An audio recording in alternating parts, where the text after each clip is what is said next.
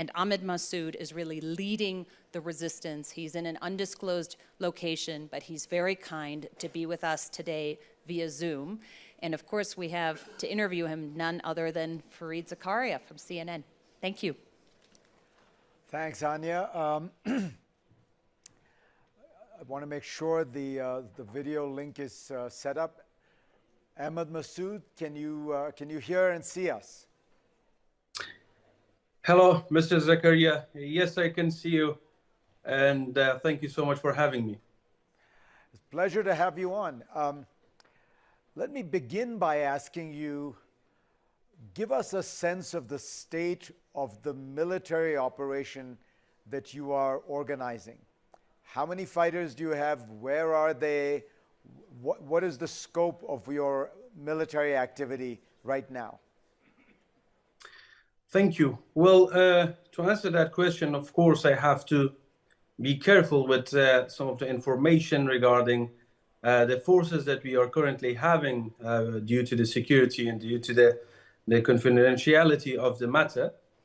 After numerous times that we tried to talk to the Taliban, negotiate with them, trying to find a way to make them realize that they need to focus on internal recognition before external recognition, and trying to talk to the Afghan people, they outright rejected it. And because of that, and because of the brutality and everything which is following, and then everyone knows about that, the resistance started. Currently, we are fighting the way that we fought in the time of the Soviets and guerrilla warfare tactic, and we are in thousands. But unfortunately, due to the lack of support and lack of logistics, it's going slow, but surely it has started already.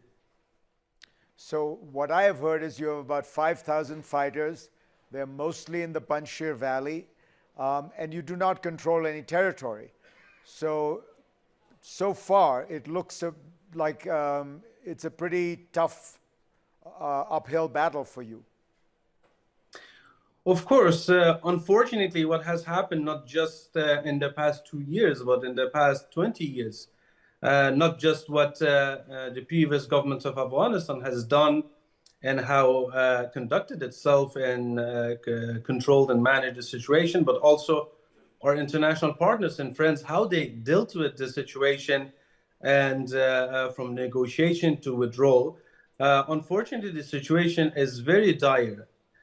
Probably this is the first time in the recent history of the world that terrorist groups is currently controlling a geography the size of France, which is Afghanistan, of course. And as we are speaking right now, Afghanistan is an ungoverned space, and it just many groups of terrorists under the blanket of the safety of the Taliban, they are working and they are active.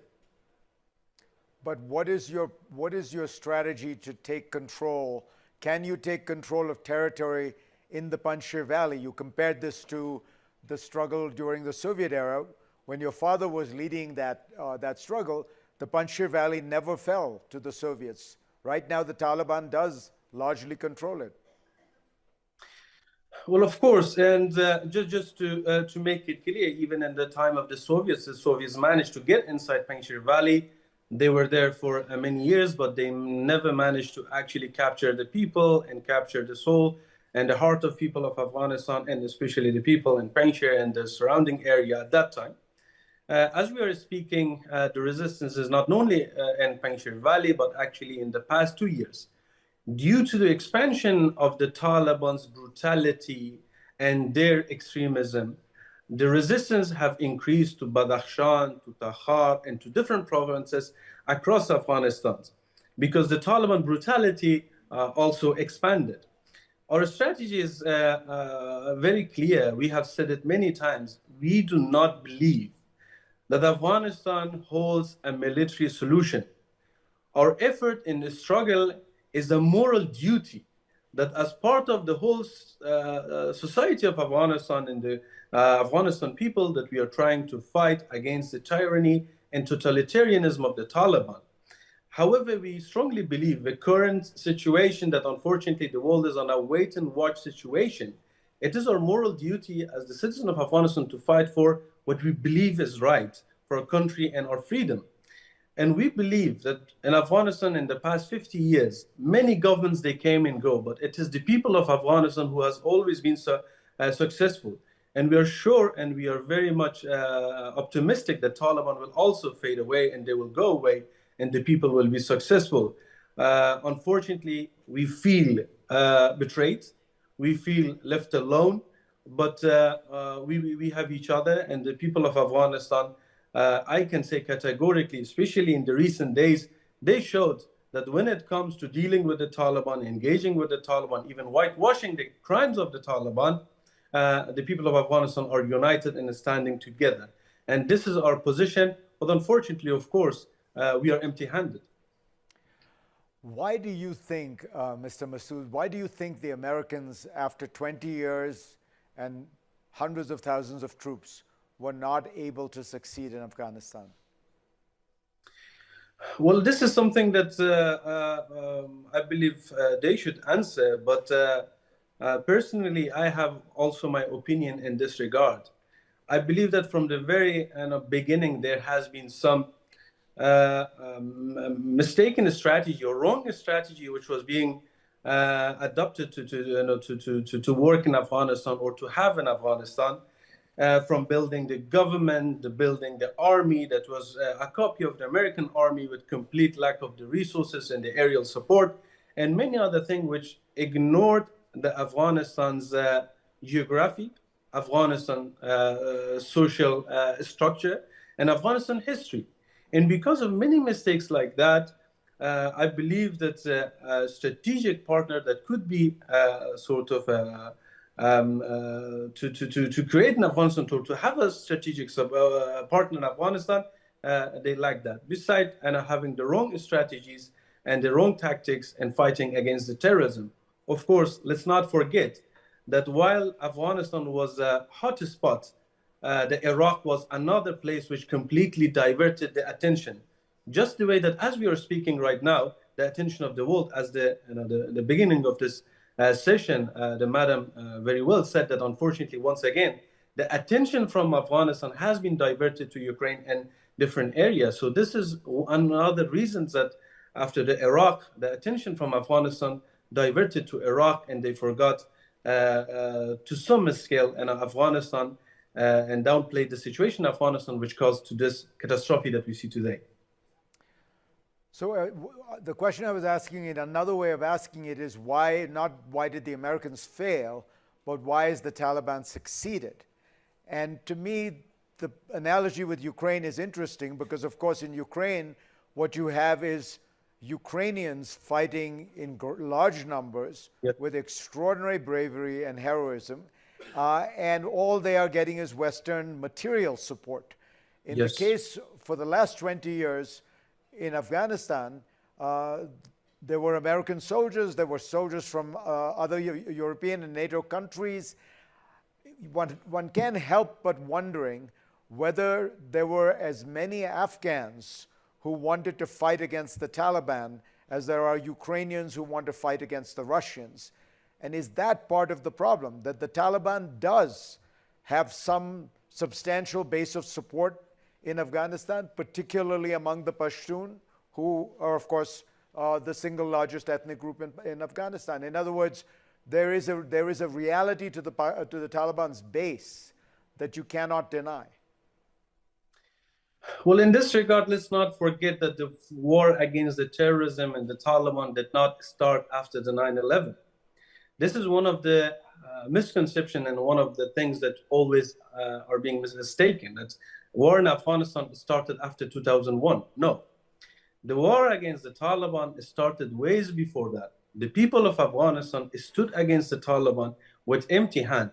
Commander Ahmad Shah Massoud, my late father, he fought against the Taliban with empty hand and managed to actually bring a strategic stop to the Taliban's advances across the country, to the point that the Taliban were ready to talk and slowly to come to the terms of accepting an inclusive government.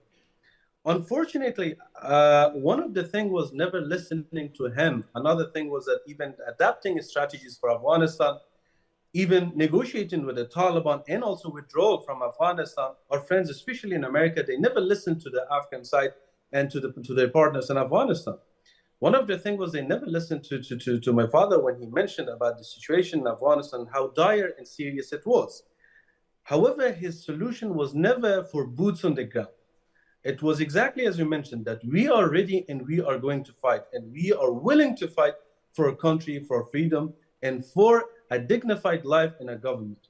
However, the support that currently Ukraine is receiving, they never received back in the days. And the strategy of boots on the ground was something that he was against it, and he thought that it is going to be a wrong policy and a strategy, and we believed in that. Unfortunately, we saw the result of that. However, one thing let's not forget, one of the remarks that you had that Afghans, they didn't have the sort of the bravery of the Ukrainian for fighting against the Taliban. Afghanistan armed forces are probably the only group in Afghanistan that truly gave everything they had in fighting against the terrorism. Let's not forget, by the presence of NATO in Afghanistan, Afghanistan was not fighting only against the Taliban, but we were fighting against international terrorism, which many even maybe countries, they were using them against the NATO's presence in Afghanistan. So the bravery of soldiers and the people of Afghanistan, it is very well proven.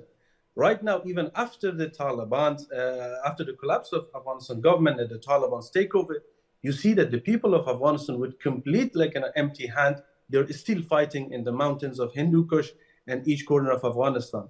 The women of Afghanistan, let's not forget that in the hardest situation, they're standing against the Taliban.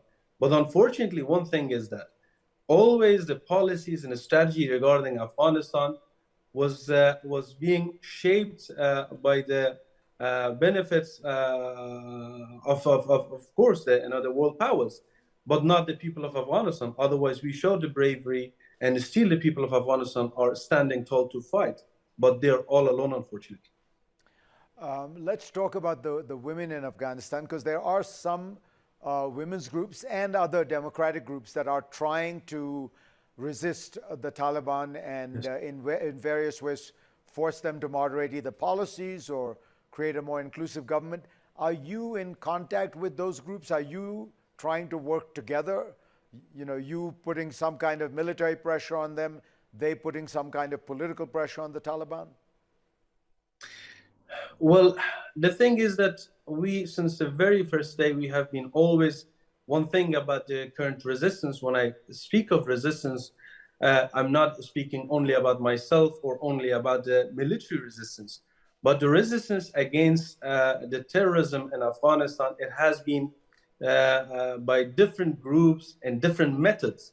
And one of the major one was the women of Afghanistan. From the very first day, they stood against the tyranny and against extremism. Unfortunately, they have been completely overlooked when there was talks in Doha, and also the Doha Agreement, which is something which is a complete different matter and subject. However, they stood and they were speaking their voices, and we started to supporting them, to be with them in any front that they were fighting. Unfortunately, one of the things is that the Taliban's behavior, they conducted themselves in a way that they dealt with the women's protest in the most brutal way. That in some cases, when I spoke personally with the women who went to the street, with their tears, they mentioned that they were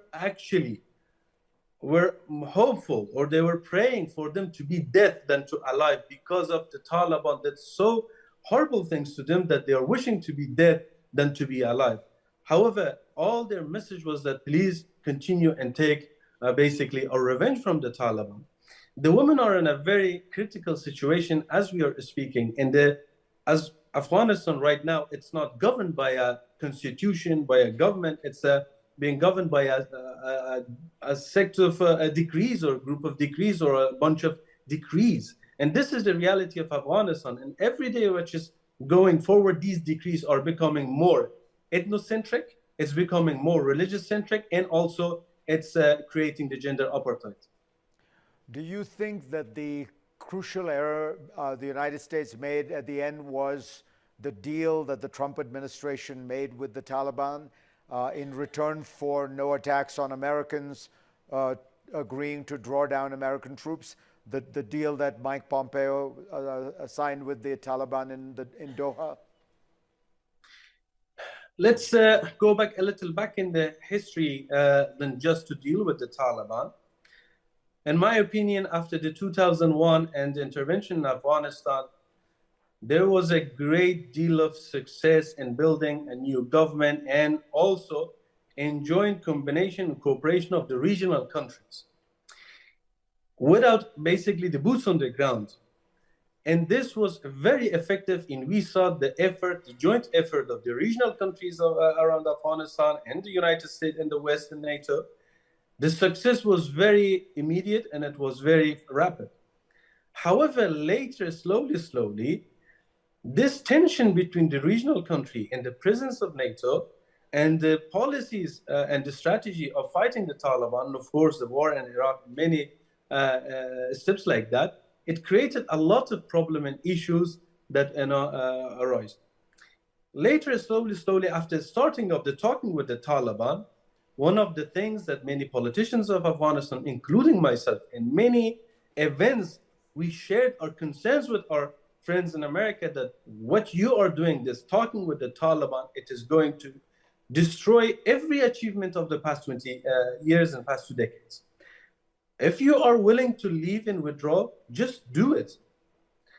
No one invited you and no one is basically as stopping. This is your decision, we respect that. However, by talking to the Taliban, the negotiation which was completely flawed, and we shared, we raised our voice and we talked about it with them time after time that this is going to demoralize the soldiers and this is going to be the end of our government, which unfortunately was ignored. And then the withdrawal.